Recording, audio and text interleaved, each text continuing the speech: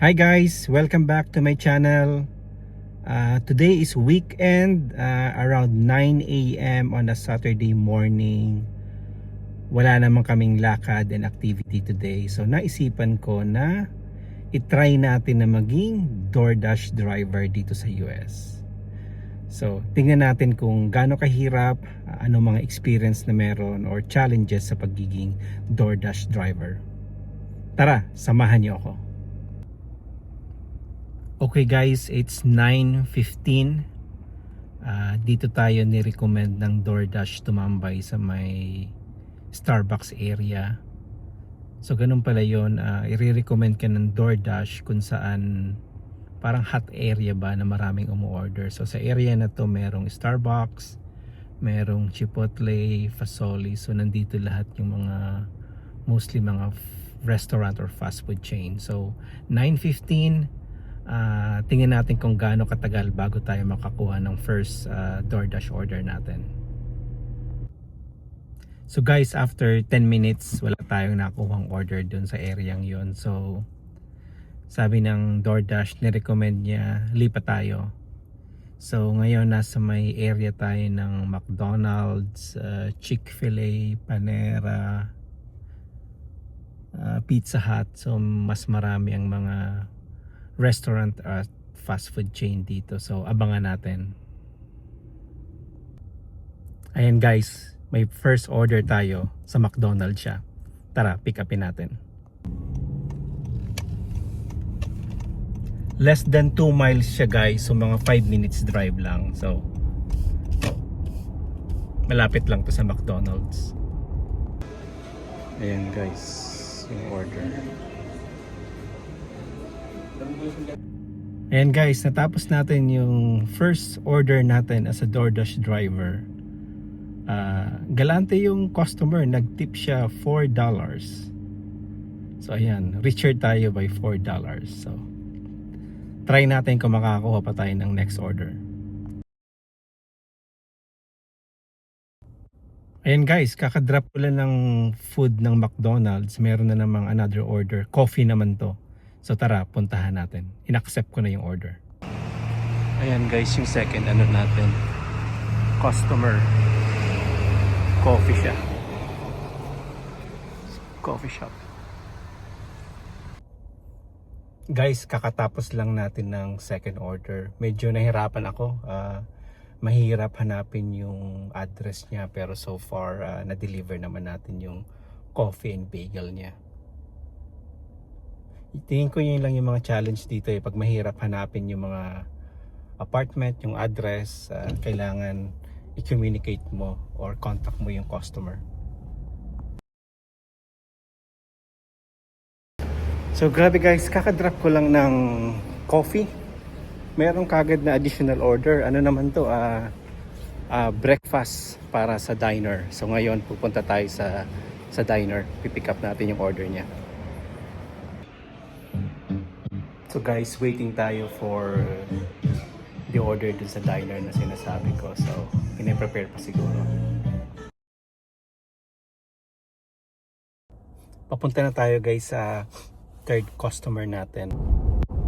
Ayan guys, kakadrop lang ng pangatlong order natin. So, tingnan natin kung meron pa tayo. So, nag-start ako ng 9. So, 11:19 na ngayon. So, nakakatatlo din tayong DoorDash order ngayon. Ayan guys, may tumunog na naman from DoorDash, pang-apat na to. Ito naman ay McDonald's. Sige, punta na tayo ng McDonald's. So guys, nasa McDo ulit tayo para sa pang-apat na order. So guys, papunta tayo ngayon sa pang-apat na order. McDonald's din to. 2.7 miles siya. So mga 7 minutes drive din. Ayan guys, kakatapos lang ng pang-apat na DoorDash order natin. So hinand natin sa customer yung McDo order niya. So guys, almost 12 noon na, 11:52. Tatlong DoorDash order ang nag-pop up sa akin. Kaya lang malalayo, halos 10 miles. Tapos halos $10 lang din ang charge. So para pumapatak $1 per mile. Sabi sa mga experienced DoorDash driver, at least minimum $2 per mile ang magagandang deal. So dinecline ko muna siya. Hopefully makakuha tayo ng mga good deal again, tulad ng kanina. Ayan guys, may nagpop up again. In-accept ko siya. $7 for 2 miles. So magandang deal yon, parang kumapatak na $3.50 right per mile. So at malapit lang, so less than 3 miles. So pick upin natin. Dito tayo ngayon guys sa panglimang DoorDash order ko. Ang pangalan niya ay Red Robin. So burger, para mga burger siyang mga food dito eh. So tara, pick upin natin yung panglimang order. Guys, kakadrop lang natin ng order number 5. Nakalimutan ko lang picturean, but na-drop na natin. So guys, kaka-drop ko lang nung isang order, meron na naman dumating. Ito naman ay Panda Express.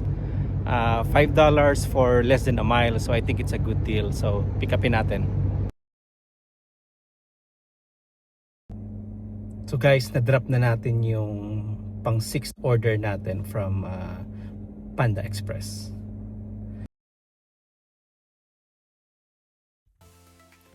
Nag-start ako ng DoorDash ng 9, nag-end ako ng 12:30, so almost 3.5 hours din. Yung 9 to 10, medyo nag-antay lang ako, pero pagdating ng 10 to 12, sunod-sunod na yung mga notification ng DoorDash order. So I think based dun sa limited hours na work ko, critical yung pagpili ng working hours mo sa DoorDash. So make sure na yung mga busy hours ka nag-work, like yung lunchtime or dinner. But para sa akin, prefer ko yung lunchtime, at least maliwanag pa, madaling maghanap ng mga location. So I think that's yung isa sa mga observation ko sa pagiging DoorDash driver. Another point is yung DoorDash app is very user-friendly. So madali mong makita yung charge, yung miles, and then whether you accept or decline the actual order. So very user-friendly siya. Another one, while waiting for an order, make sure na nakapark ka sa busy area. Like me, nakapark ako doon sa parang commercial area na merong McDonald's, Chick-fil-A, Chipotle, Pizza Hut. So nadidetermine ng DoorDash yung location mo, so ang bilis na ma-identify kung nandun ka. So sunod-sunod yung notification ko, but pinipili ko lang yung mga orders like at least 3 to 4 miles max, so at least within the neighborhood lang. Another thing, nakakatuwa yung mga customer na very generous. Nagre-range yung mga tips nila from $3 to $5. So basically yung DoorDash meron siyang base pay plus nadadagdagan yung kita mo pag meron siyang tip from customer. So we appreciate it. Very thankful tayo sa mga customer na ganyan. Very unique yung experience ko ngayon. I'm glad na in 3.5 hours, sinubukan ko maging DoorDash driver. So ngayon, na-appreciate ko yung mga DoorDash driver na nagde-deliver ng mga food natin. So thank you sa mga service nyo. In 3.5 hours, kumita rin tayo ng $43.47. So not bad na rin siguro. Meron na tayong pang merienda at least while doing the experience sa DoorDash na to. Guys, thank you for watching. Until the end of the video, kung nagustuhan mo ang content na to, please follow my Facebook page, my TikTok, and also my YouTube channel. I'm trying to grow my page and channel this year. So Clyde Arcel, please don't forget it. Again guys, maraming salamat. See you in my next video. Bye bye.